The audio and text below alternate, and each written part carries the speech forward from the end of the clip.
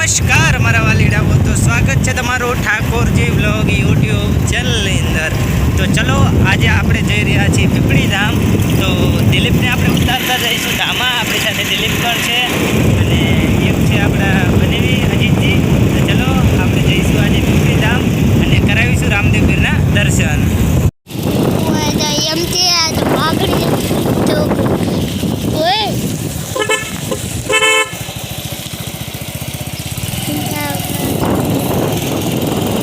તો આપણે પાટડી બસ પહોંચવાયા છીએ, લગભગ 7-8 કિલોમીટર જેટલું રહ્યું છે। તો આપણે પહોંચી ગયા છીએ આપણું મોજેલું પાટડી। તો તમે જોઈ શકો છો આપણે પહોંચી ગયા છીએ પાટડી અને જો કંઈક આ પ્રમાણેનું છે પાટડીનું લુક।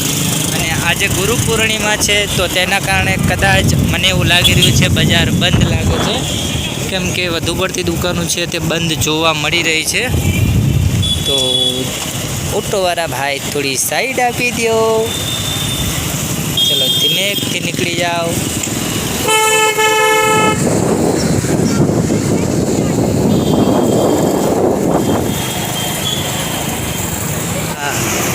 તો ચલો આપણે હવે પહોંચી ગયા છીએ બજાણા અને ત્યાર પછી આપણે અહીંયાથી સીધું જવાનું છે પીપળી ધામ। અહીંયાથી આગળથી રસ્તો વળે છે પીપળી ધામ માટેનો।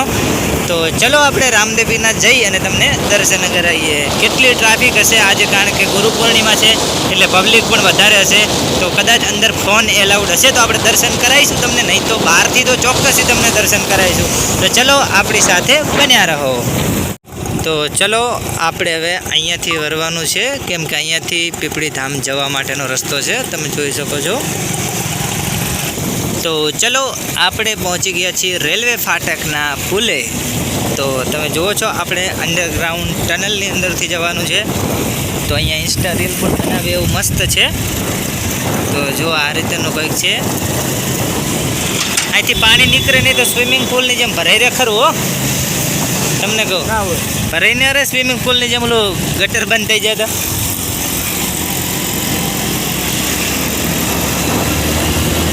ચલો પુલની બહાર નીકળી ગયા છીએ આપણે, થોડુંક જ હવે ચલો નીકળી ગયા।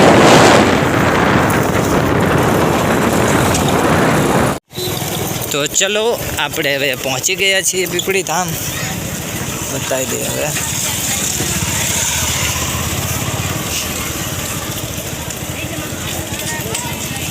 બાઈક આય પાર્કિંગ કરું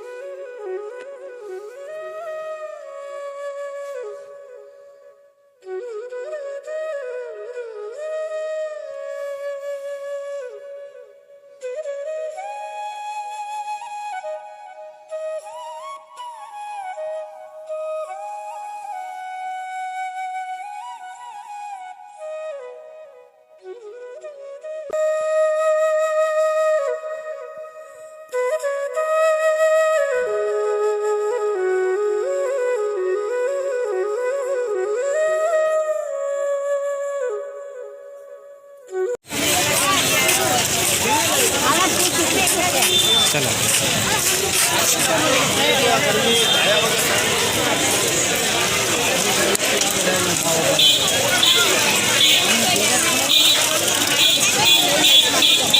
સોરી બેન.